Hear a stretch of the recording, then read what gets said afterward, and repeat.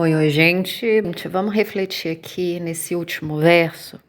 Esse último verso de Gálatas 3:28 é interessante porque revela várias coisas para nós e, inclusive, revela também, gente, essa questão das pessoas acharem que Paulo é contraditório, quando na verdade não é Paulo que é contraditório, são as próprias pessoas que falam contra Paulo. Como eu já disse para vocês, esse daí é o ápice da soberba, porque Paulo tem testemunho das escrituras, tem testemunho bíblico, e as pessoas que falam contra Paulo, o que é que elas têm? Né? São apenas erva que uma hora tá aqui, outra hora não tá mais, né, gente? O tempo passa bem rápido e os mesmos que estão se gloriando hoje nas suas próprias conquistas e na sua própria vida, em breve nem estará mais aqui nesse mundo e também nem será mais lembrado.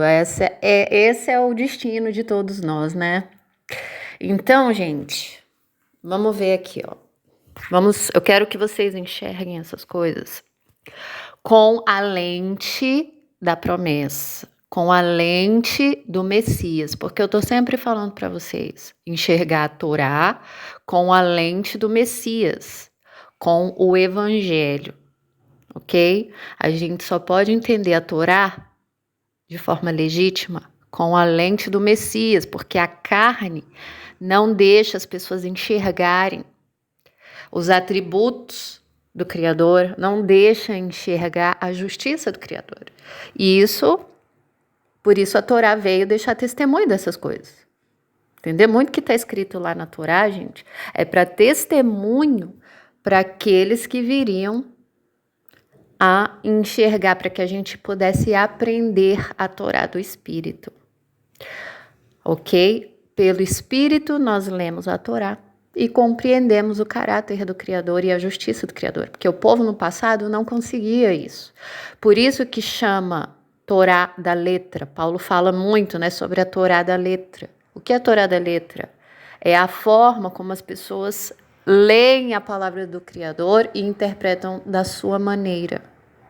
Por quê? Porque está na letra. Cada um pode ler e interpretar do jeito que quiser, porque está na letra, entendeu? Não tem nada a ver com adquirir conhecimento, tem nada a ver com a pessoa ter, né, buscar a sabedoria da palavra. Isso daí tem que ser algo natural de nós, porque quem tem o espírito da sabedoria vai agir na sabedoria, ok? Vai aprender da sabedoria. Não tá óbvio isso, gente? O espírito da sabedoria veio para ensinar o quê? Superstição? Loucura? Reteté? Falar em palavras que ninguém entende o que é? É para isso que o espírito da sabedoria vem? Ou o espírito da sabedoria vem para nos guiar na sabedoria, na inteligência, no discernimento, conforme o Criador? Se é o espírito do Criador, o Criador inteligente, olha só, a natureza, a criação, tudo certinho, tudo combinando, as cores, as coisas funcionando de forma perfeita, não é? Então, gente, o espírito do Criador é para nos guiar nesses caminhos. Tá ok? Isso não tem nada a ver com sabedoria humana, nada a ver com conhecimento adquirido, porque adquirir conhecimento e não ter sabedoria não serve para nada, não é? Por isso que hoje, gente, as pessoas que andam pelo Espírito, mesmo que não venha ter conhecimento acadêmico, se elas amarem as Escrituras, pode ter certeza que elas vão ter mais conhecimento do que muitos acadêmicos, porque elas vão ter a verdadeira sabedoria que vem do alto do próprio Criador. É assim que a gente tem que enxergar. Então, gente, vamos lá meditar, ó. Eu vou tentar mostrar para vocês aqui, fazer um comparativo da visão que normalmente as pessoas que acreditam em superstições, confiam na carne. O que é confiar na carne? Será que confiar na carne é só andar igual os ímpios? Andar em ideologias que a gente discorda? Não, andar na carne, gente, é confiar neste mundo. E engloba tudo. O o mundo inteiro anda confiando nas coisas deste mundo. Isso é confiar na carne. Por isso que o Messias diz, né? Aquele que amar sua vida, perdê-la-á. Mas aquele que morrer para sua vida, ganhará a vida eterna. Não é? Tudo na palavra, tudo nas palavras do Messias confirmam as escrituras, todas elas, tá? E escrituras é sim Antigo e Novo Testamento.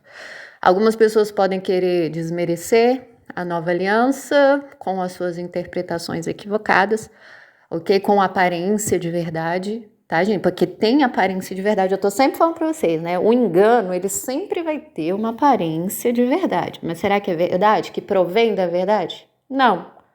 Porque o apóstolo João também falou, não há nenhuma mentira que provenha da verdade, que tenha origem na verdade. Vai ter uma aparência. Lembra a serpente? De certo vocês não vão morrer. Os olhos de vocês se abrirão e vocês conhecerão bem o mal. Aconteceu isso, gente? Aconteceu, né? Olha aí a aparência de verdade. Mas será que isso aconteceu para o mal, para levar à morte ou para levar para a vida? Para levar para a morte. Assim também é em todos os tempos. Assim também é com interpretações equivocadas das escrituras. Eles têm uma aparência de verdade, mas é para te levar para a morte. Ok? Precisamos entender essas coisas, tá? Então, vamos olhar aqui essa passagem. Paulo não é contraditório. Quem é contraditório é justamente quem fala de Paulo. Igual os ateus, por exemplo. Por que a gente não se importa com os ateus que falam contra Paulo? Porque eles já são ateus, né? Então, cada um no seu quadrado. Eles, o Criador, o julgará. E por que a gente se importa com outras pessoas? Porque, gente, o nome do Criador deve ser santificado, separado. Então, a partir do momento que pessoas estão ali ensinando heresias de perdição e, ao mesmo tempo, dizendo que, anunciando, né, o nome do Criador, é nossa obrigação nos posicionar, nos colocando em oposição a essas coisas, para que as pessoas que estão chegando possam ter um caminho, uma direção onde a verdade também é ensinada. É a mesma coisa do joio e do trigo, né? As ovelhas ouvirão a voz do Messias. Como assim? É o próprio Espírito do Criador que guia as ovelhas, ainda que elas não tenham pleno conhecimento da verdade.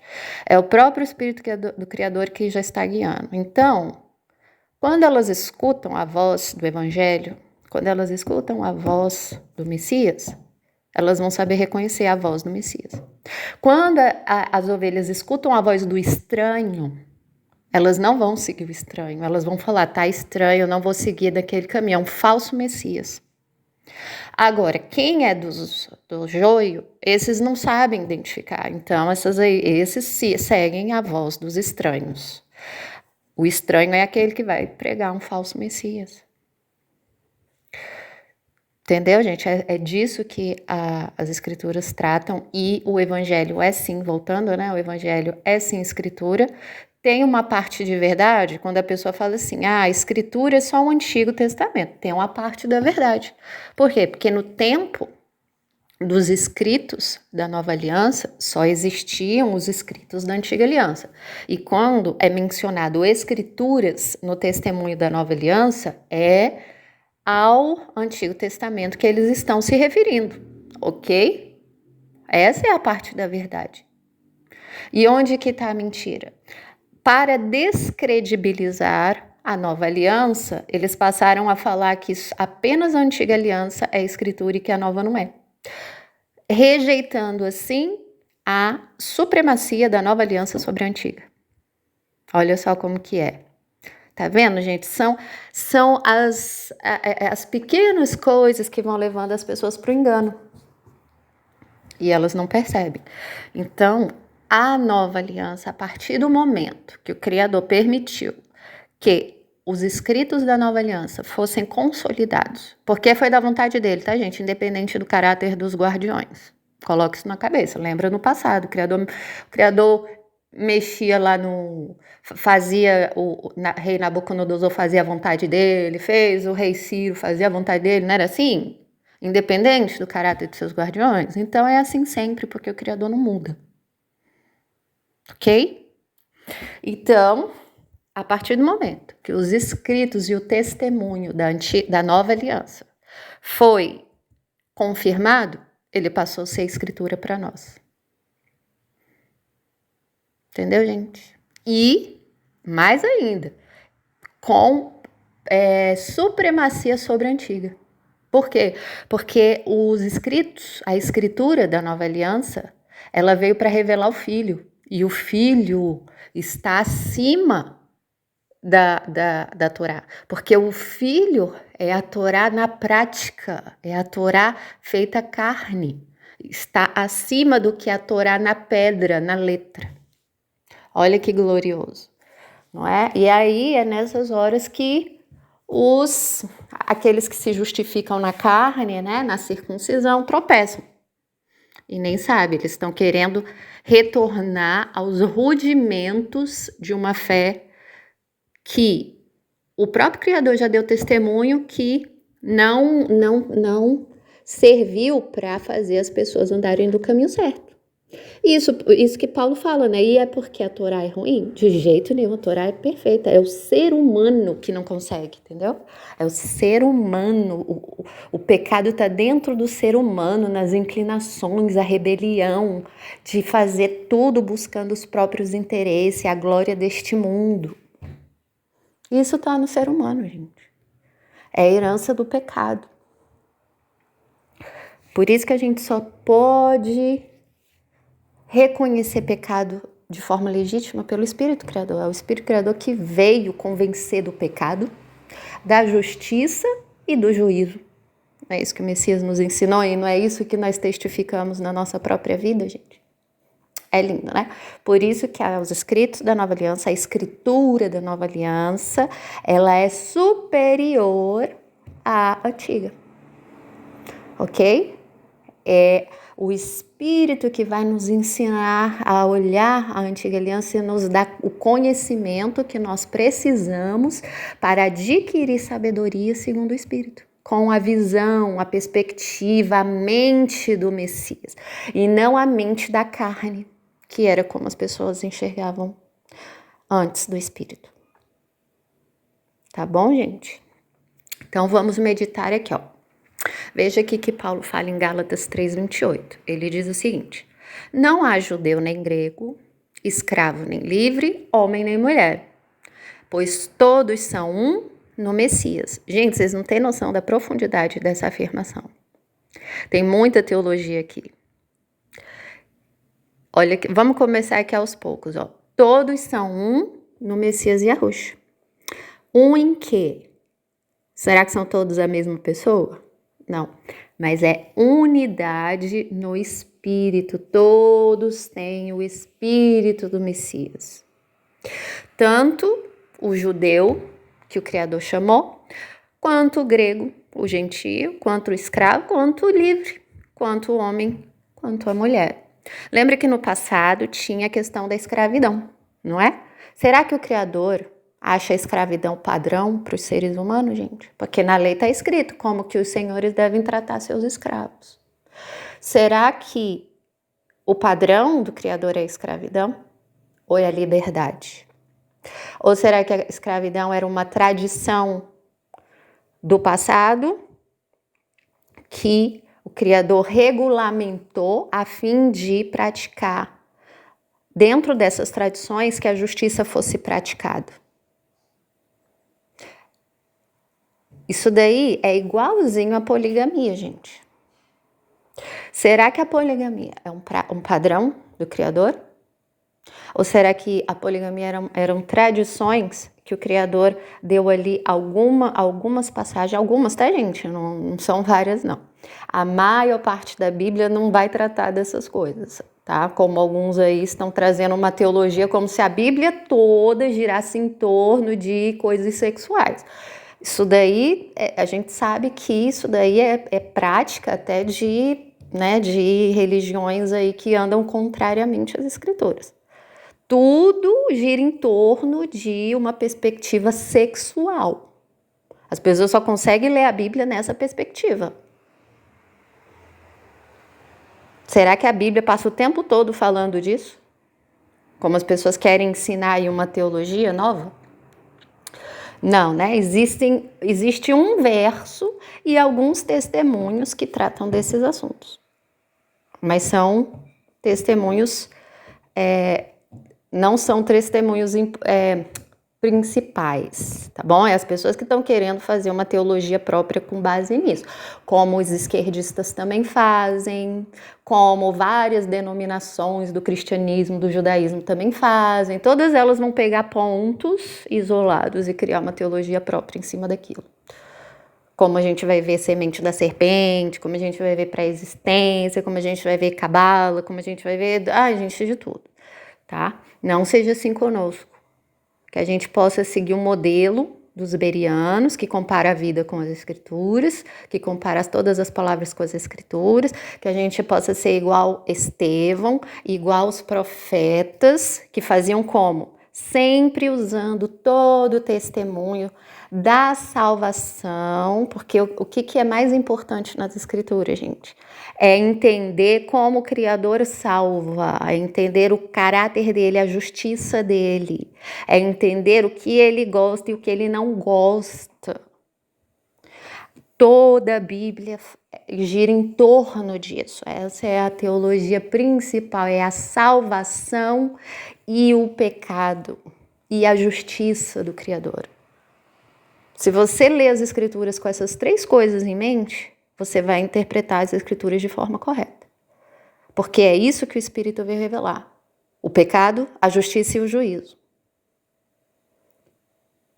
Se você olhar toda a Bíblia com esses três pontos na sua mente, você vai conseguir enxergar a Bíblia da forma correta.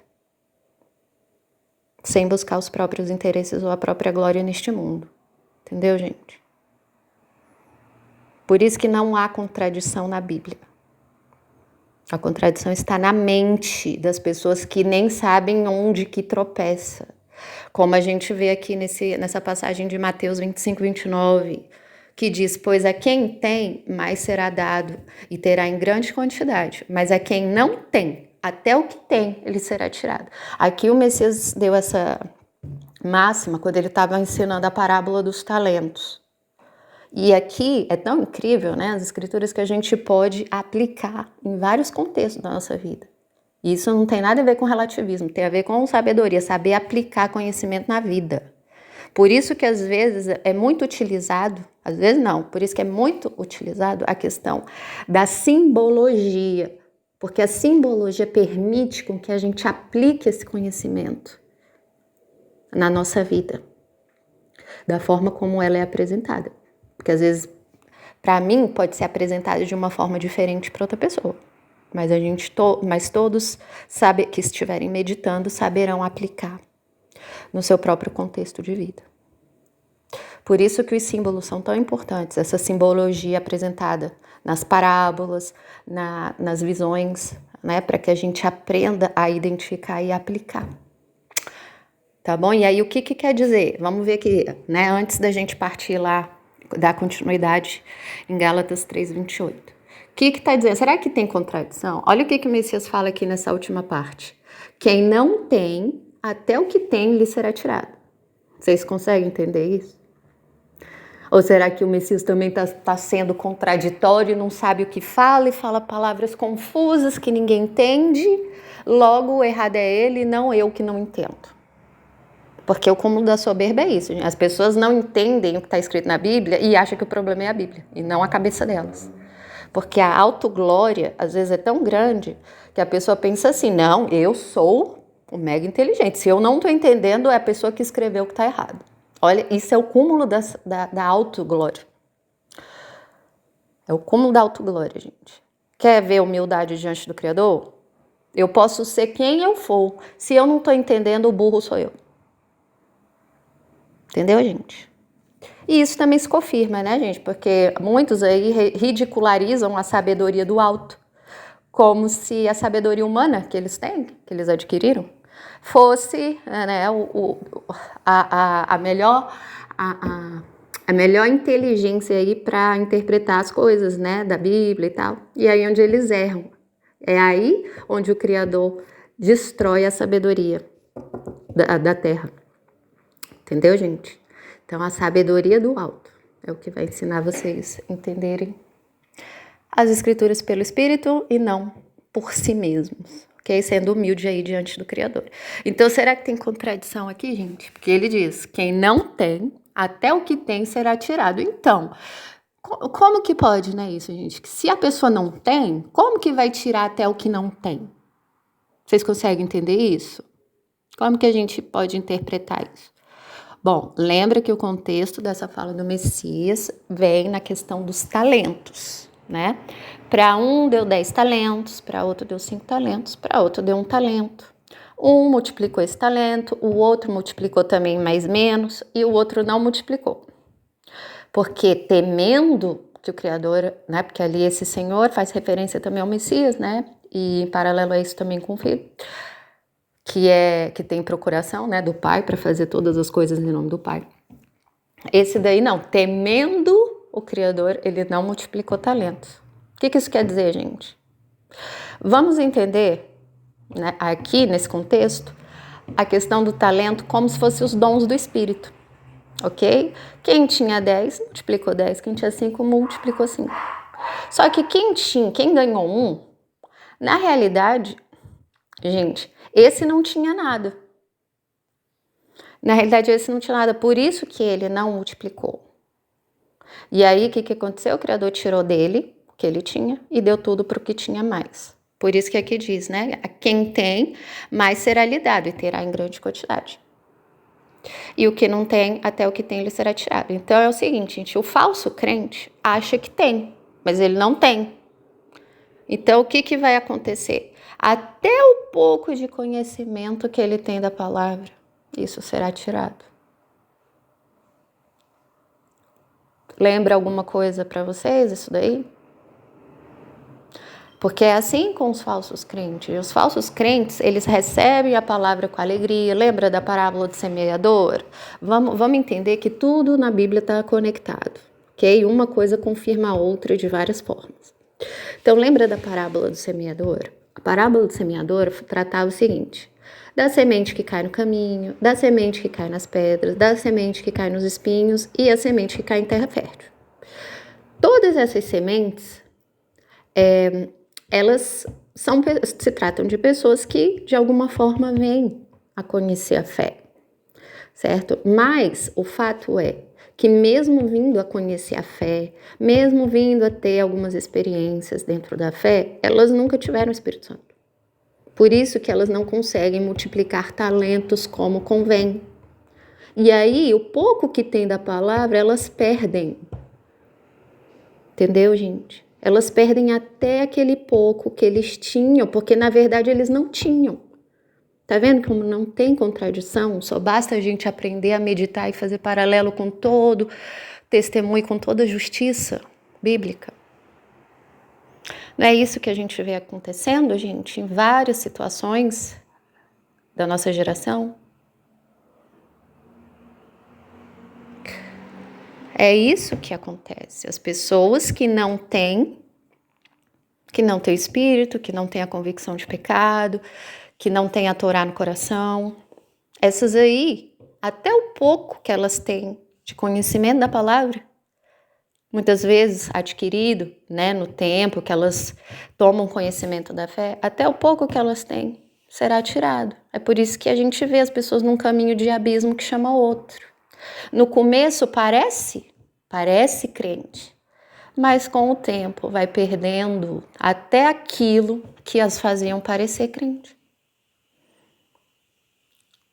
Porque elas não multiplicaram o talento, porque elas não podem dar frutos de si mesmas. Entendeu, gente? Então, é isso que a palavra trata, não é contradição. Só basta a gente meditar, levando em consideração todo o plano do Criador, toda a justiça do Pai, o problema do pecado, ok? Aí a gente vai conseguir entender a Bíblia como convém. E aí a gente vai voltar aqui para Gálatas 3:28. Não há judeu nem grego, escravo nem livre, homem nem mulher, pois todos são um em unidade espiritual no Messias Yahushua. O Messias veio para unificar. Judeu, grego, escravo, livre, homem e mulher. Então, voltando, né? No passado, a escravidão era tradição, não era padrão. Todos nós sabemos que escravidão não é padrão bíblico, da mesma forma que poligamia também não é. Tá? Poligamia veio da semente de Caim. Quem é a semente de Caim? Lameque, semente e descendência. Tá bom? Lameque, isso é fato, tá nas escrituras, não vamos ignorar este fato, porque é o que está escrito. Então a gente aprende a interpretar a palavra do jeito que está escrito, não é do nosso achismo, não é do nosso próprio interesse, não é de cabalistas, não é de pessoas aleatórias fora da palavra. A gente interpreta a realidade com as escrituras. Então, de onde que veio a poligamia? Quem foi o primeiro poligâmico? Lameque. Quem era Lameque? Semente de Caim, descendente de Caim. Simples assim, não é? E aí nós entendemos como uma tradição que se disseminou, bem como foi com a escravidão. Compara a poligamia com escravidão. Abraão tinha escravos, quer dizer que todo mundo pode ter escravos? Essas pessoas que hoje apoiam poligamia, retorno de poligamia, será que elas também aprovam o retorno da escravidão? Boa pergunta, né? Então, gente, voltando aqui. Na antiga aliança, nós sabemos que havia separação de judeus e gentios, não havia? Sim. Se aqui está falando que não há mais judeu nem grego, será que o evangelho está contradizendo a antiga aliança? Porque é dessa forma que os hereges estão interpretando várias coisas na palavra. Será que quando aqui Gálatas Paulo fala, não há escravo nem livre, porque todos, tanto escravo quanto livre, são no Messias, não tem mais diferença entre os dois? Será que ele está contradizendo a antiga aliança, que diz que existe o escravo e existe o livre? Será que quando Paulo diz aqui que não há homem nem mulher, ele está contradizendo a antiga aliança? Que nós sabemos sim que existe uma hierarquia de homem e mulher, da mesma forma que existe a hierarquia do homem e o Messias. Será que as pessoas, né, que hoje pregam a submissão da mulher ao homem também estão sendo submissos às pessoas mais velhas? Porque isso também ensina na antiga aliança e na Torá. Será que estão sendo submissos ao evangelho, que também é sinônimo do Messias? Quando a gente fala evangelho, a gente também fala Messias, mas o Messias verdadeiro, não é o falso, o terreno, aquele dos ebionitas, que nem na cruz ele morreu. Será que as pessoas que estão ensinando que ebionitas são os seguidores verdadeiros do Messias, será que eles também estão ensinando que os ebionitas acreditam que o Messias não morreu na cruz, que quem morreu na cruz foi Judas? Porque Judas era muito parecido com o Messias, quase um gêmeo idêntico? Será que eles estão ensinando isso para vocês? Tá vendo, gente? Só basta pensar, pesquisar, o mínimo de pesquisa. Gente, hoje a gente sabe que a gente está numa guerra da informação. Muita coisa é dita. Como que a gente aprende a discernir o que é mentira e o que é verdade? Pelas escrituras. Se a gente estiver meditando dia e noite nas escrituras, seguindo aquele princípio que eu falei para vocês do pecado, da justiça e do juízo, que essas coisas só podem vir do Espírito, não é mérito nosso. Se a gente estiver seguindo esse caminho, gente, pode ter certeza que aquilo que vocês olharem de informação, vocês vão saber identificar. Isso eu posso absorver, isso eu não posso. E isso tem parte com a justiça, isso não tem. A gente vai saber identificar. Agora, se a gente não está andando segundo esses princípios, a gente não vai saber identificar. A gente vai buscar a informação que se acomoda aos nossos próprios interesses. Como o Tiago mesmo falou, né? Yaakov, que no final dos tempos, cada um ia procurar mestres para si, de acordo com as suas cobiças. Não é isso que está acontecendo, gente? Por que as pessoas estão cobiçando tanto coisas que são segundo a carne? É porque, infelizmente, né, hoje em dia, no estado de coisas que nós estamos vivendo, onde a verdade, né, ela se perdeu em meio a tantas informações, né, e a nossa cultura, né, está de um jeito aí totalmente em oposição às escrituras. Será que é interesse as pessoas estarem aí buscando pessoas assim que satisfaçam essa cobiça, esquecendo de atentar para o pecado, para a justiça e para o juízo, conforme o Messias, não conforme os rudimentos desse mundo? Será que as pessoas estão buscando andar como o Messias andou, ao invés só de procurar estar em um grupo que apenas ali compartilham das suas mesmas concupiscências? Como será, hein, gente, que as pessoas têm andado? Porque isso daí vale para qualquer coisa, gente. Para qualquer lado da fé aí que a gente vê, qualquer ramo teológico, dá pra gente aplicar essas coisas aí, pra gente pensar, né? O que será que as pessoas estão procurando? Não é? Então aqui a gente vê, ó, nem homem, nem mulher. Existe uma hierarquia bíblica, existe sim, mas será que as pessoas estão sendo fiéis a essa hierarquia em todo sentido? Será que as pessoas que desejam a submissão também estão sendo submissos ao Messias? Será que vocês gostariam que o Messias tratassem vocês da mesma forma que vocês tratam aqueles que são submissos a vocês? Porque essa é a hierarquia, gente. Como vocês gostariam que o Messias tratassem vocês? É a maneira que vocês também devem tratar aqueles que lhes são submissos. Ok? E é isso, gente. Será que quando Paulo fala essas coisas, será que ele está contradizendo a Torá? Que disse que existia judeu e grego para separar judeu e grego? Será que Paulo está contradizendo a Torá quando ele fala que o casamento é entre um homem e uma mulher? Que um é dependente do outro? Que não é um homem sem a mulher e nem a mulher sem um homem? Porque a mulher veio do homem, mas o homem assim depois também veio da mulher e assim todos são um e dependentes um do outro?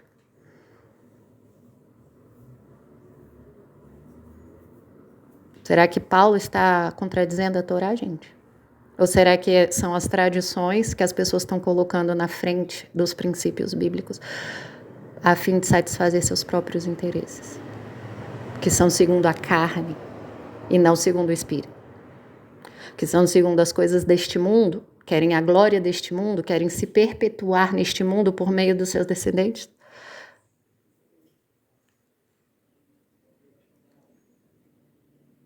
Onde está a justiça, hein, gente? Vamos parar para refletir nessas coisas, para que a gente possa estar seguindo aí o verdadeiro Messias e não o falso, ok?